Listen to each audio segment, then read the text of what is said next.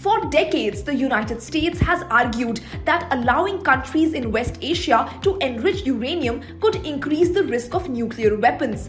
It imposed sanctions on Iran over its nuclear program. It negotiated agreements to limit uranium enrichment.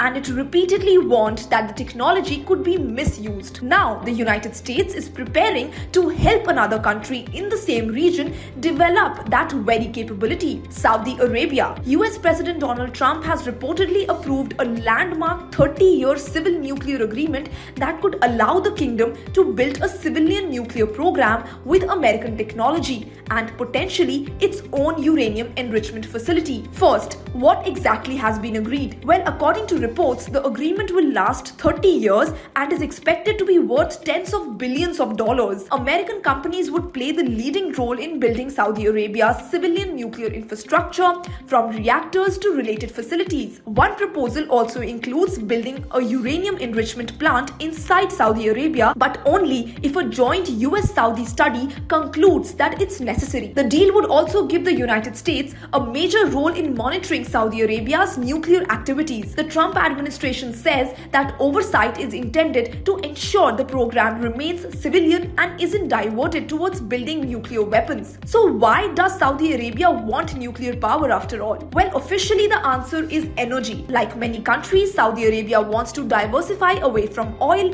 generate more electricity through nuclear energy, and free up more crude oil for export. But there's also a strategic dimension.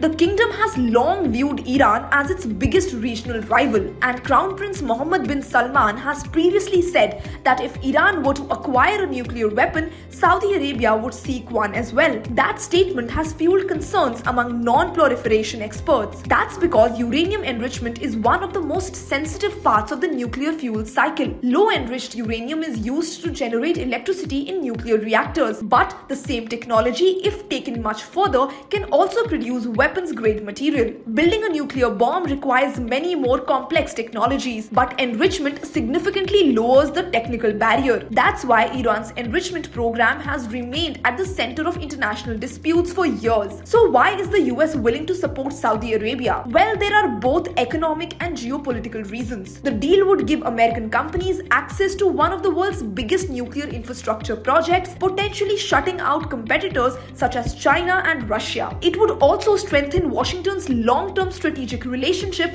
with Riyadh at a time when competition for influence in West Asia is intensifying. And by remaining directly involved, the US argues it can monitor the program more effectively than if Saudi Arabia turns elsewhere for nuclear technology. But critics say the deal carries risks. Unlike the United Arab Emirates, which agreed not to enrich uranium under its nuclear cooperation agreement with the US, Saudi Arabia could eventually be allowed to develop that capability domestically. Many non-proliferation experts worry that this could encourage other countries in the region to seek similar rights, making West Asia's nuclear landscape even more complex. Now, the bigger picture is this. For years, Washington's nuclear policy in West Asia focused on limiting uranium enrichment. This agreement suggests a different approach. Instead of trying to prevent the technology altogether, the United States appears willing to allow it for Saudi Arabia, providing it remains under American oversight. Now, whether that strengthens regional stability or creates a nuclear risk is a debate that is only just the beginning.